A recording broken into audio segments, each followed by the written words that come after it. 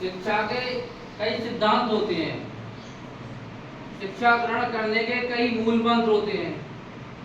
सिद्धांत और मूल मंत्र जब तक बनकर केवल किताबों के बीच में है तब तक उनका कोई फायदा नहीं मिलता है। लेकिन अगर किताबों के बीच बने हुए सिद्धांत, मूल मंत्र जो महान विद्वानों ने बनाए, जो बड़े बड़े शिक्षाविदों ने बनाए, किसके लिए बनाए? छात्र छात्राओं के लिए, ताकि इन सिद्धांतों पर चलकर या इन मूल मंत्रों को ग्रहण करके बच्चे अच्छे बने, संस्कार बने, शिक्षित बने और देश समाज का नाम रोशन करें। उन मूल मंत्रों पर हमें काम करना है। समझ में आ रहा है? पहला है हमें क्या आता है, क्या नहीं आता है और क्यों नहीं आता है। पहला क्या है? हमें क्या आता है, क्या नहीं आता है और क्यों नहीं आता है। अगर हम कक्षा 7 में है और हमें कक्षा 4 के स्तर का कोई चीज नहीं आती है तो उसमें हमें ये सोचना है क्यों नहीं आता है। कक्षा 8 में पढ़ रहे हैं, कक्षा 8 का गणित नहीं आता है तो कक्षा 8 के गणित में से क्या क्या नहीं आता है। तो सबसे पहले तो हमें अपने दिमाग में ये बिठाना है कि सही प्रश्न हम कहाँ करेंगे। क्या क्या आता है, पहला प्रश्न है हमें क्या क्या आता है, क्या क्या नहीं आता है और जो नहीं आता है वो क्यों नहीं आता है। समझ रहे हो? क्यों नहीं आता है। समझ में आ रहा है कुछ? इन सिद्धांतों पर काम करना है। इस सिद्धांत के लिए आपके पास एक छोटी सी डायरी होनी चाहिए। उस डायरी पर आप लिखेंगे। एक उदाहरण हम आपको देना चाहेंगे। आप कक्षा 5 में पढ़ते हैं, आपको कक्षा 5 में इंग्लिश की किताब पढ़ना नहीं आती, ठीक है ना? तो क्यों नहीं आती? पहला प्रश्न क्या है? क्यों नहीं आती। आप जब क्यों नहीं आती तो इस प्रश्न को लेकर और किताब को लेकर हम अपने टीचर के पास जाएंगे। कहाँ जाएंगे? टीचर के पास। कि सर मैं कक्षा 5 में हूँ, मुझे कक्षा 5 की इंग्लिश की किताब पढ़ना नहीं आती है। क्यों नहीं आती है? आप टीचर से पूछें। किससे पूछेंगे? टीचर से। यहाँ आपके क्यों शब्द का समाधान है। क्या है? क्यों शब्द का समाधान। जब आप निरंतर टीचर के पास क्यों शब्द को लेकर जाएंगे और जब आपको समाधान मिलेगा, अब उस समाधान पर कार्य कैसे करना है? आपको। किसको करना है? आपको। बेटा छात्र जीवन बहुत अच्छा जीवन है, छात्र जीवन बहुत बेहतर जीवन है, इससे स्वर्णिम जीवन हो ही नहीं सकता। आपको 3 शब्द आज हम किताब क्लास में भी बताएंगे।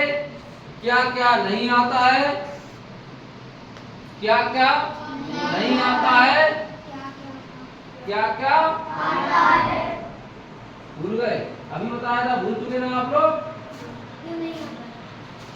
ठीक है ना? और अंतिम बात क्यों नहीं आता है।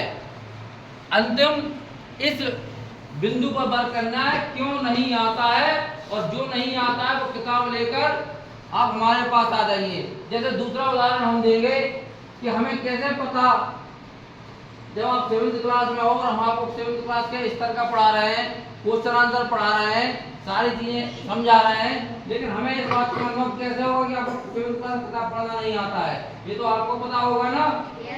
तो अब एक्स्ट्रा वर्क कीजिए ना। आप अपनी किताब लेकर आ जाएंगे। सर मैं 7th क्लास में हूँ, 7th क्लास में सिलेबस तो पढ़ रहा हूँ, लेकिन मुझे 7th क्लास की इंग्लिश की किताब ही पढ़ना नहीं आ रहा है। तो ये तो आपको पता होगा ना क्या क्या नहीं आता है। तो उसके आगे की जो बात होती है क्यों नहीं आता है, उसके लिए टीचर है, और कैसे सीखोगे उसके लिए टीचर है। लेकिन क्या क्या नहीं आता है ये तो सबसे ज्यादा सबसे अच्छे तरीके से आप सीख पाओ, आप पता कर पाओगे ना? Yes sir. आपको भूख लगी है तो सबसे पहले आपको ही पता होगा ना कि भूख लगी है। Yes sir. आप हमें बताओगे भूख लगी है तो हम भूख की बात करेंगे, लेकिन जब तक आप नहीं बताओगे, इसी तरीके से आपको क्या क्या नहीं आता है जब तक आप हमें हमारे पास आओगे, हमें नहीं बताओगे, ठीक है? हमें जिस स्तर की किताब पढ़ाई जा रही है उस स्तर का तो हम रोज पता कर लेते कि आपको ये नहीं आता है। लेकिन कुछ जमीनी स्तर की कमजोरियां हैं, ग्रामीण स्तर के बच्चे हो आप लोग, तो आपके अंदर बहुत सारी कमियां होंगी। कई बच्चों को हिंदी पढ़ना नहीं आता है, कई बच्चों को इंग्लिश पढ़ना नहीं आता है, कई बच्चे इंटेलिजेंट है लेकिन प्रॉपर्ली मैथ समझ नहीं पा रहे हैं। तो ये आपके अंदर की जो कमियां हैं हम पता करेंगे तो शायद तक लंबा समय लगेगा। लेकिन अगर आपको पता है और आप एकदम से हमारे सामने आ बता दोगे तो शायद तक हमें सीधा आप पर उन कमियों का समाधान ढूंढने का काम करना पड़ेगा। समझ में आ रहा है? इसलिए ध्यान रखना है, आपको पढ़ाई करनी है, आपको पढ़ाई की ओर अग्रसर होना है। ये छात्र जीवन बहुत ही अच्छा है, बहुत ही सुंदर है, और इस जीवन को जिसने सही ढंग से जी लिया उसका भविष्य उज्जवल है। और ये जो पढ़ाई से जी चुराते हैं, पढ़ाई में मन नहीं लगाते हैं, जिन्हें लग रहा है पढ़ाई अच्छी नहीं है, बाद में जाकर कुछ नहीं कर पाओगे। ये मेरा कहना है, मैं गारंटी देता हूँ कुछ नहीं कर पाओगे। यदि घर में जमीन जायदाद होगी तो कबाड़ी और बवाली बनोगे, और यदि घर में खाने के लाले होंगे तो मूंगफली का या सब्जी का ठेला लगाओगे या किसी फैक्ट्री में जाकर मजदूरी करोगे मुंह चुराते हुए।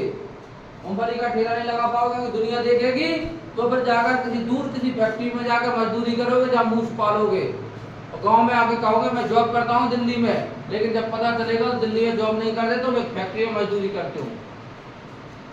ये छात्र जीवन, इस जीवन को जिसने जी लिया, एक व्यक्ति जो शिक्षा ग्रहण करता है वो कुछ भी बन सकता है, लेकिन जो शिक्षा ग्रहण नहीं करता वो केवल और केवल बिगड़ा हुआ मवाली मजदूर, इससे ज्यादा कुछ नहीं बन सकता। ये क्लियर और नॉट?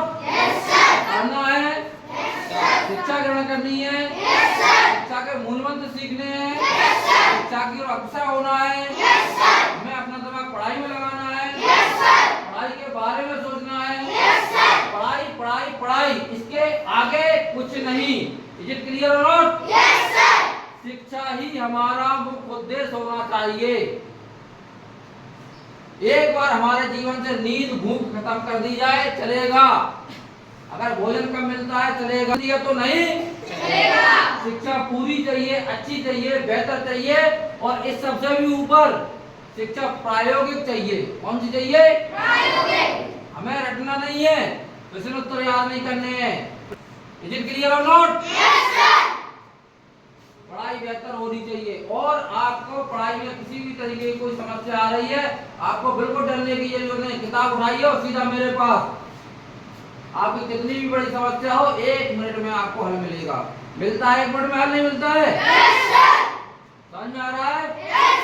पढ़ना है, बेहतर बनना है, अच्छा बनना है, हमें अपना भविष्य बनाना है, क्योंकि शिक्षा के द्वारा हजारों मार्ग खोले जा सकते हैं, लेकिन एक अशिक्षित व्यक्ति केवल और केवल एक गैर जिम्मेदार मवाली और मजदूर बन सकता है, इसके अलावा वो कुछ नहीं बन सकता। इसलिए पढ़ना है। Is it clear?